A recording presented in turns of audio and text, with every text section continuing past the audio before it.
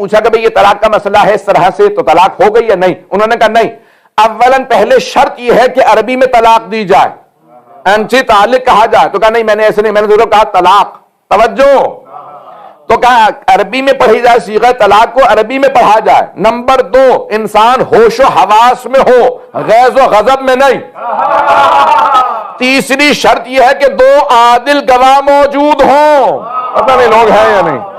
تاکہ یہ ساری شرائط بتائیں. بادشاہ نے کہا ان میں سے کوئی شرط پوری نہیں تھی. کہا نہ تیری بیوی کو عدت کی ضرورت ہے، نہ دوسری شادی کی، وہ بھی تیری زوجیت میں ہے.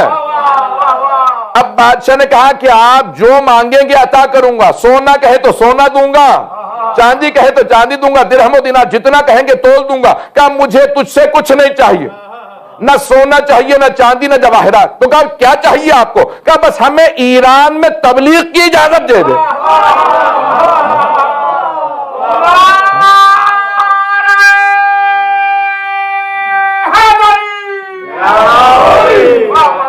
چلتے رہیں گے میرے ساتھ. کہ ہمیں ایران میں تبلیغ کی اجازت دے دے. کہا کہ ٹھیک ہے جہاں چاہیں تبلیغ کیجئے. باقی سب نے کہا نہیں تم نہیں جانتے، یہ دھوکہ دے رہا، یہ رافضی ہے. اب بادشاہ کو معلوم نہیں لگا رافضی کیا ہوتے ہیں. انہوں نے علامہ حلی نے کہا جس سے کہو میرے مقابلے میں لے آؤ، میں بیٹھ کے یہاں دفاع کرنے کے لیے تیار. انہوں نے چھیڑ کے غلطی کی، وہ سمجھ نہیں رہے تھے ہم بھیڑوں کے چھتے میں ہاتھ ڈال رہے ہیں. انہیں نہیں پتا تھا یہ علامہ حلی ہے. مناظرے جب ایک عالم ہارا، دوسرا، تیسرا، چوتھا، جب سارے کے سارے ہارنے لگے کہا بلاؤ ابن کثیر کو. اس نے آ کے کہا اتنے سے آدمی سے میرا مناظرہ، یہ پتلا دبلا چھوٹا سا. کہا اتنا چھوٹا اس لیے ہوں کہ انا ابن واحد میں ایک کا بیٹا ہوں، تو ابن کثیر ہے.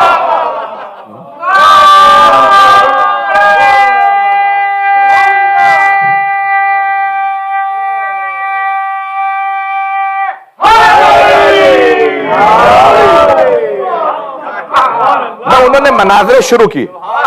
علامہ حلی نے پورے کے پورے ایران کے اندر ایک تشیع پھیلنے لگا. عزیزان گرامی، بادشاہ نے اعلان کر دیا کہ میں اعلان کرتا ہوں آج سے میں شیعہ ہوں. توجہ ہو. اب آپ جانتے ہیں نا جو بادشاہوں سے محبت کرنے والے تھے، نہ انہوں نے دلیل سنی نہ پرکھی. کا اتنا بڑا ظالم بادشاہ ایک ہی لہجے کے اندر اس نے شیعہ کر لیا، اس کا مطلب ہے یہ حق ہوگا. سارے کے سارے بادشاہ کے ساتھ ساتھ شیعہ ہونے لگے. اور کئی لوگ تقیہ میں چلے گئے جو آج تک کہتے ہیں ہمارے یہاں تقیہ حرام ہے.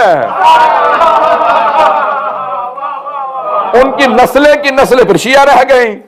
تو جانے گرامی اب یہ علامہ حلی نے بہت زیادہ. پھر ایک مرتبہ بادشاہ نے کہا اب میں شیعہ بھی ہو گیا ہوں، میرے دربار میں آپ رہی، یہ سارے درباری ملا نکال دوں گا.